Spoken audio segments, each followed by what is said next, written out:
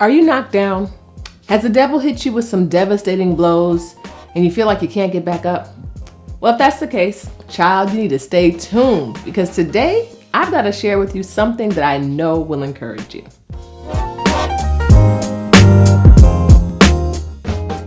Hey there, extraordinary child of God. I'm SaMonna, and this is a place where I help you transition from where you are to where God wants you to be. I'm so excited that you've joined me today because I have some good news to share with you. But before I do, can you do me a favor and go ahead and hit that like button and the subscribe button if you haven't already? Now, since we've been in this season of the Olympics, let me tell you, there have been so many things that I've wanted to do videos on. So many lessons and takeaways from the athletes who are participating in these games. From Simone Biles making the courageous decision to take a step back and prioritize her mental health, to my homegirl Hassan, who we've got to talk about today.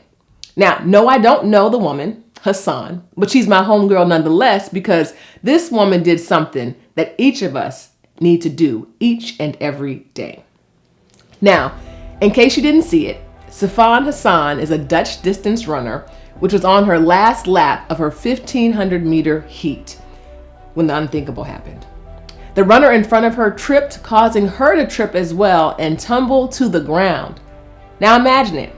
Here you have a woman who has very likely trained for years to compete in these games. And all of her hard work has paid off and afforded her the opportunity to travel across the world to compete for a spot in the Olympic Games. And on her last and final lap, instead of sprinting to the finish, she finds herself laying on the ground. Not because of anything she did, but because the runner in front of her tripped. And in a split second, she is about to lose a race she had worked so hard to win. But in that split second, when she was laying on the ground, something inside of her said, defeat is not an option. And this sister picked herself up and kept on running. With 11 of the world's fastest women sprinting far ahead of her, she determined in her heart that it didn't matter. She came to win, and win was what she was going to do. And one by one, she overtook each of those runners and earned her title as number one. Now, it was one of the most amazing comebacks I have ever seen. And as I watched it, I got excited. I got excited because I had just witnessed what God is trying to do in your life. You see, you're in a race. And the beautiful thing is, you aren't competing against anybody. You're simply in a race to the finish. But along your journey, the devil is going to do things to try to trip you up in an effort to get you to fall and stop running your race. He's going to send hardship, death, pain, financial struggles, relationship struggles, health struggles, and any other struggle you can think of to knock you down. And when this happens, because it will, you've got to have the same determination that Hassan had. You have to determine in your heart that though you might be knocked down, you will not stay down. And not only must you be committed to getting up, but you also have got to be committed to winning. And here's what you have to remember. Although the devil may have the power to knock you down, God has not given him the power to keep you down.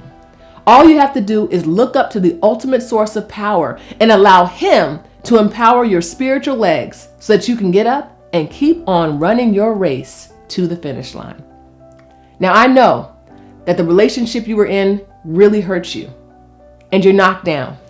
But I'm here to tell you that you're not defeated. I know that it's been tough trying to make ends meet since you lost your job. But remember, you're only knocked down, you're not defeated. I know that the horrible doctor's report that you received took the wind out of you and challenged your faith. But you're just knocked down. You're not defeated. I understand the pain and the grief you're experiencing after losing your loved one, but I've got to tell you that you are only knocked down. You are not defeated. Along your life's journey, you are going to get knocked down, but you don't have to be defeated. And here's why. You see, many years ago, Jesus was talking to his disciples about all the knockdowns they were going to experience on their journeys. And he knew that the things he was sharing with them were causing them to be discouraged. So in an effort to let them know that they may get knocked down, but they are not defeated, Jesus said these words, "These things I have spoken to you, that in me you may have peace. In the world you will have tribulation, but be of good cheer. I have overcome the world." John 16:33. The reason that you are not defeated is because Jesus is not defeated. He overcame the world on your behalf. So the next time the enemy knocks you down and begins to tell you lies, I need for you to look up, get up, and then tell that joker to shut up. Because the God of the universe has already won the battle for you. All you have to do is get up and make it to the finish line.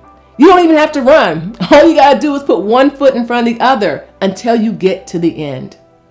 That's all you have to do. The victory is already yours. But you can't claim the victory if you don't decide to get up. Now, if you need a little bit of help getting up, I want you to grab a copy of my book, Trusting When It Doesn't Make Sense, where I share with you my journey of getting knocked down and getting back up, as well as provide you with the tools that you need to do the same.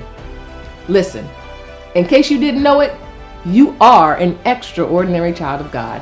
And as an extraordinary child of God, you embrace the power God gives you to get up. I know you can do it, but I pray that you will do it. Now, before I go, why don't you go ahead and like this video, share it with a friend, and subscribe. And leave me a comment below to let me know what you thought about today's message.